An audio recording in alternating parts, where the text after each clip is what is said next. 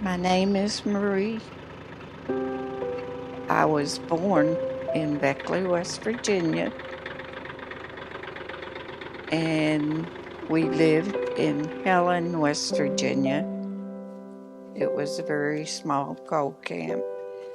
I would say maybe 500 people lived there.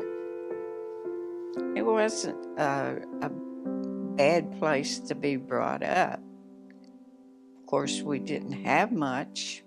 People back then didn't have very much, but there was a store that was in the little town, and there was also a place where they kept the men that weren't married, and that's how my dad met my mother.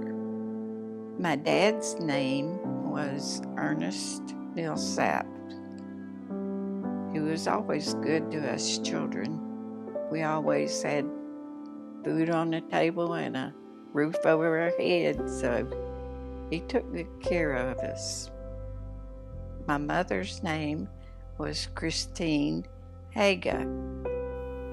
My mother was really a sweet person, as I can remember, because by the time I was 9, she had passed on.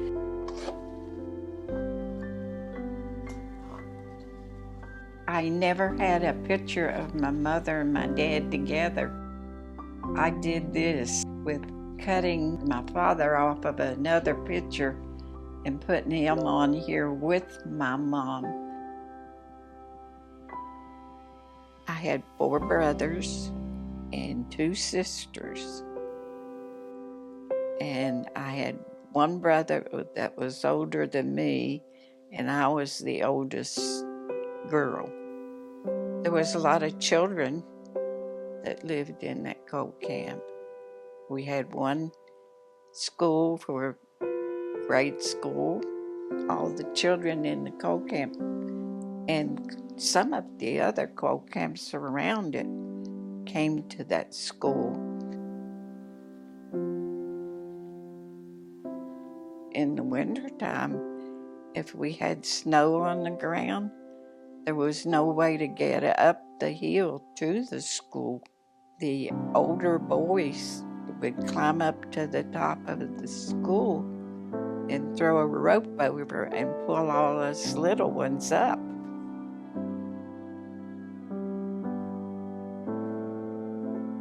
It was a very small house, 4 bedrooms. And there was a lot of kids in your bed with you. And we all slept in the same room, boys and girls. The girls had to get dressed in a different place, and there was just no way to take a bath unless you took a bath in a tub. And there was no bathrooms. The only thing that we had was a toilet, and that was on the porch. There was 3 railroad tracks, and you lived in between 2 of them. So you can imagine just how dirty it was. And we had a bath every night. But you took a bath in bath water, of course, somebody else had been in there before you. It wasn't very good, I can tell you that. When I was 9, my mother passed away, and we had to either be put in an orphanage where they were going to separate us, or somebody in the family would have to help with us. My dad had decided that he didn't want us separated. He asked my grandmother would she take us, and she told him she would. If his sister, which was Aunt Glenna, would help her with us. And she said yes. So that's how we got down there to Tennessee. Oh, my grandmother, she was a sweet little old lady. She wasn't very big. She wasn't any bigger than I am. We all loved her to death because she was so good to us. Everybody loved Grandma. Life with her was really good. My grandmother's house was a very old farm home. Her husband had passed on.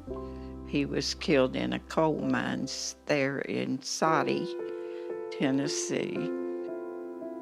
When we moved in with my grandmother, the girls lived on one side of the chimney and the boys lived on the other side of the chimney. And that we all slept in one bed again, but we made it. The school that I went to when we moved in with my grandmother, when they called it Mowbray School.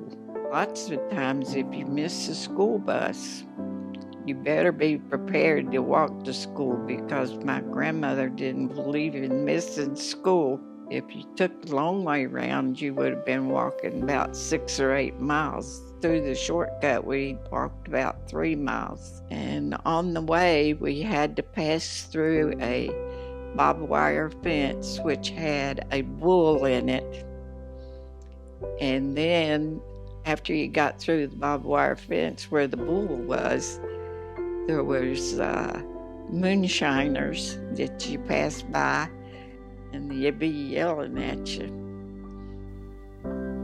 The best memory was that I was there with all my cousins and all.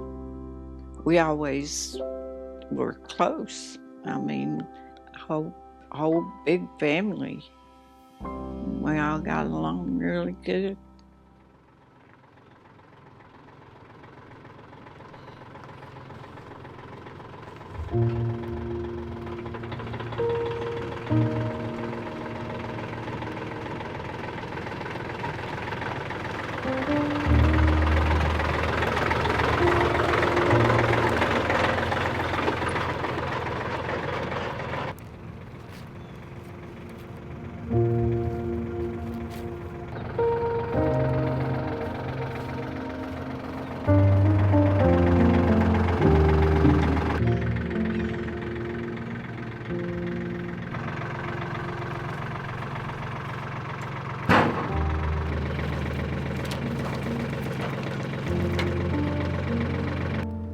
It was in 1950 that my grandmother's home burned down.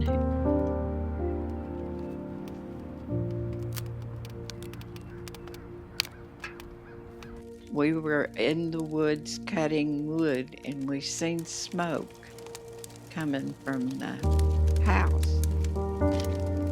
We knew there was a fire then.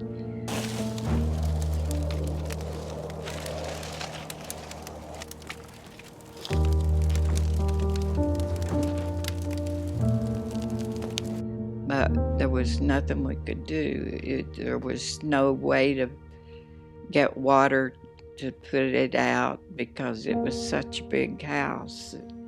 And we ran to the house and my grandmother was already there. And they was holding her to keep her from going in to get things out of it. But nothing we could do about it.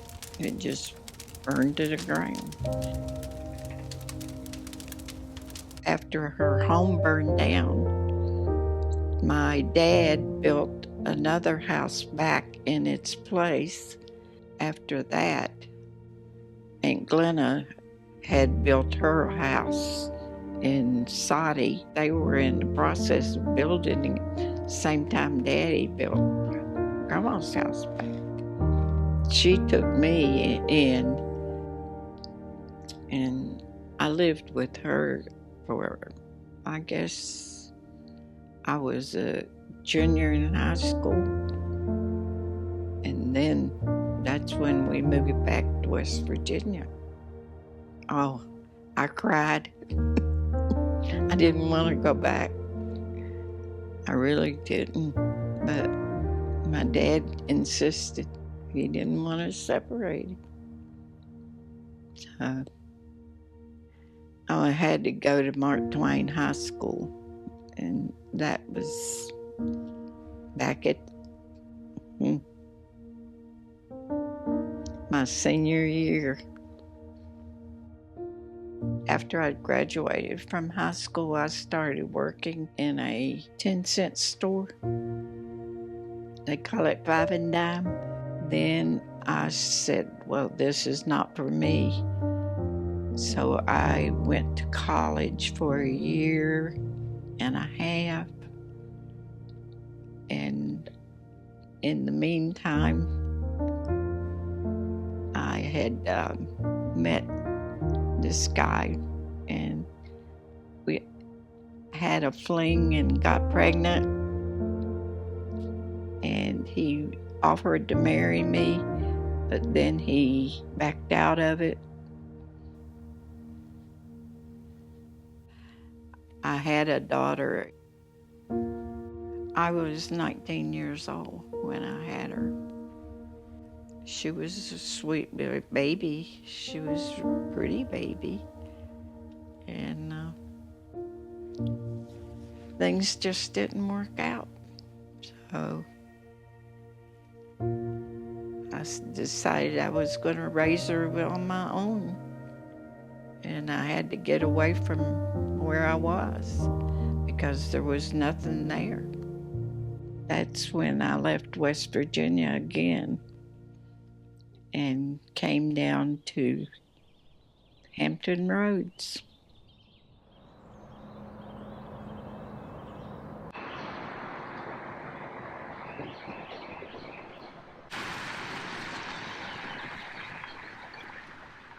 When I first moved down here, I was staying with a couple that lived in Portsmouth, Virginia. And that's when I started working at Whataburger.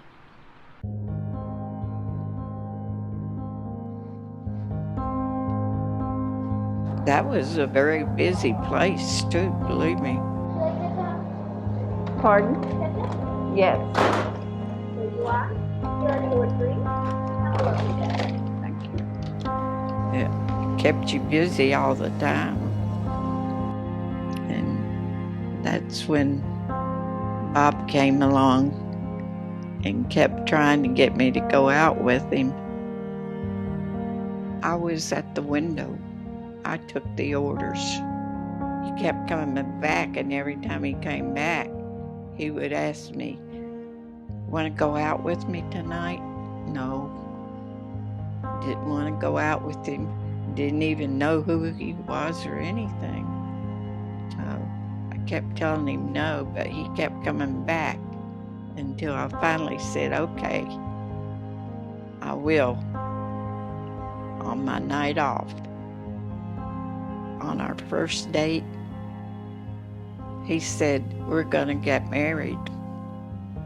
And I said, we're gonna do what?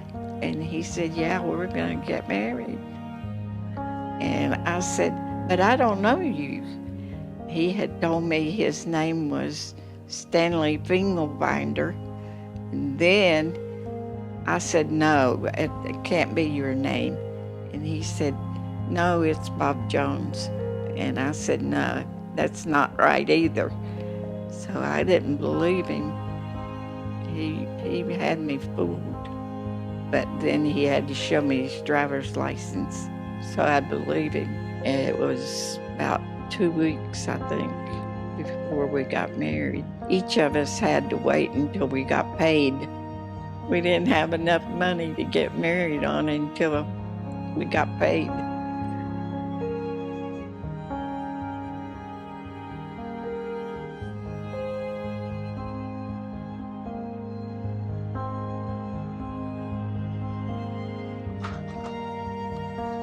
That's what he looked like when I met him, like a little boy. He was so young.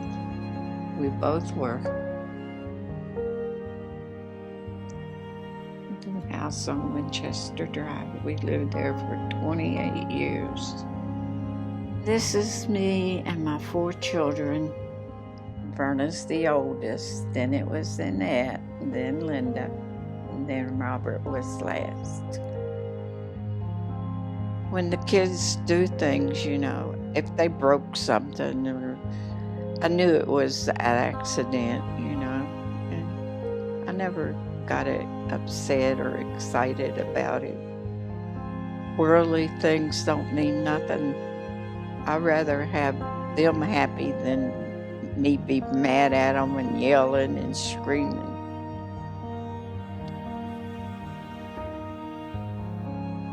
Where's this? Over at Virginia Beach. We used to take the kids over there and let them play while I'd go swimming. I loved to play softball. This was at Howmet when this picture was taken. I worked at Howmet for 25 years. My clock number was 113. I was the 113th person hired at that plant at the time they opened it up. One of my friends made this poster up and had it planted all over the whole plant where everybody got a good laugh out of it. Frequents Hardee's fast food restaurant for the senior citizen discount. Throwing my pecans at no cars. They cost too much. That was when we went to Minnesota. And I crawled up in the cart. He said, "Get up there, I'll take a picture of you driving the moose." This was a camping trip that we took, and he wasn't too happy about that. Why? Because he hated going camping. He didn't like outdoors. Yeah, this was a tractor that we had bought. It lost its wheels, and we had to put them back on. But that old tractor was a good one. This was 41 years ago that we took this trip overseas, and we did a fast trip to Germany, Italy, Spain, and France. That was his dream of having a Corvette. I don't know why, but because it drove like a tank. It was a pretty car, but the only time I ever drove it was when I had to. I had a lot of happy memories.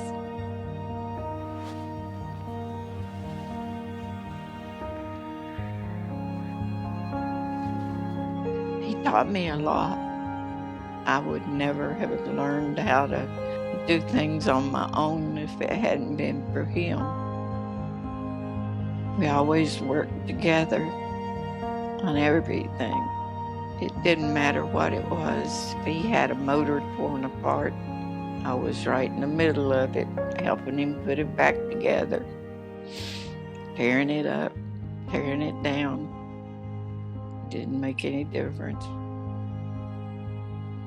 I know he loved me and I loved him.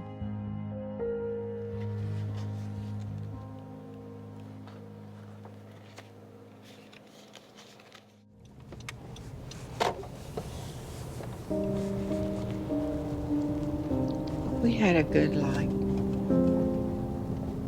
We were married 63 years. I had him. It's hard living without him. That's for sure.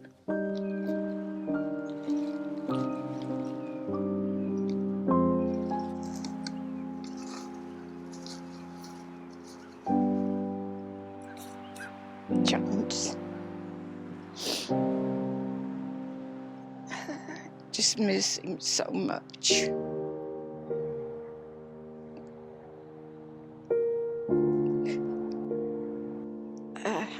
know we all have to die someday, but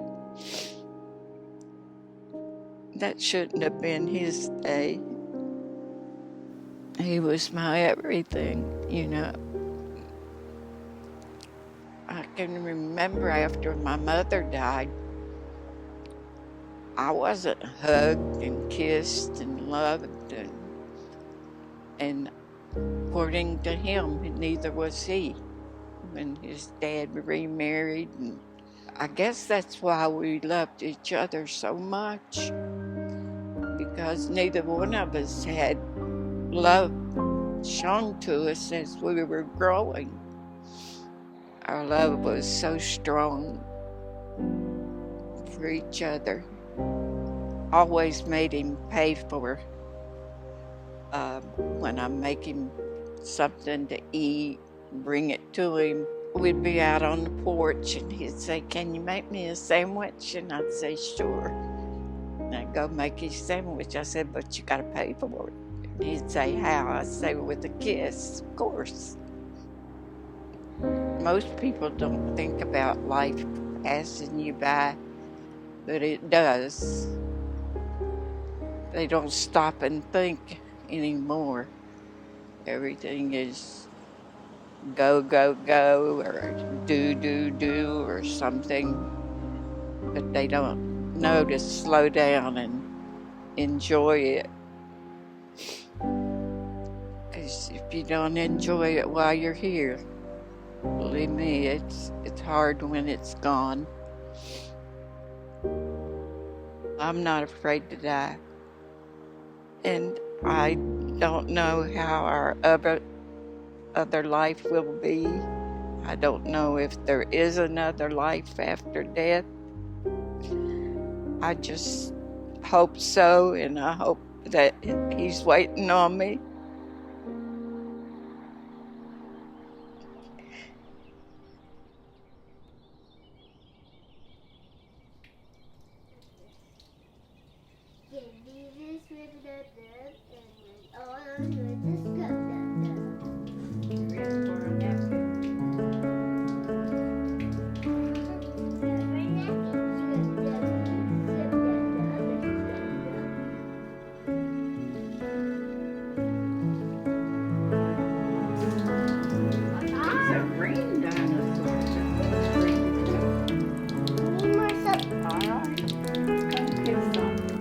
What makes me happy is to be around family. Oh, we've got bubbles, look. He looks clean. He does. He looks good. He's a pretty dinosaur. My children, my grandchildren, my great-grandchildren, I live for them. That's my whole purpose, is for my family. Hey, little man. Hey. Hey, little man. Who got a back? I sure was. I'm coming to see that little man. Don't you dare go sleep on me. You gotta talk to me some. You never know what tomorrow brings. So you just live each day at a time.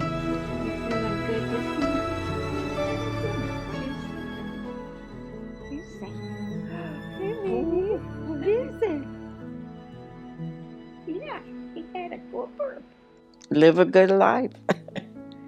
Be loved and love.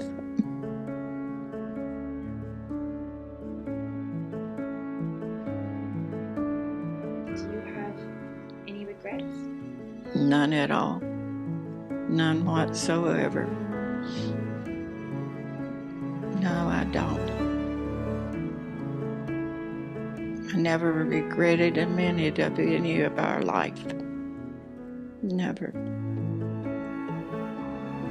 Watch me, Gigi.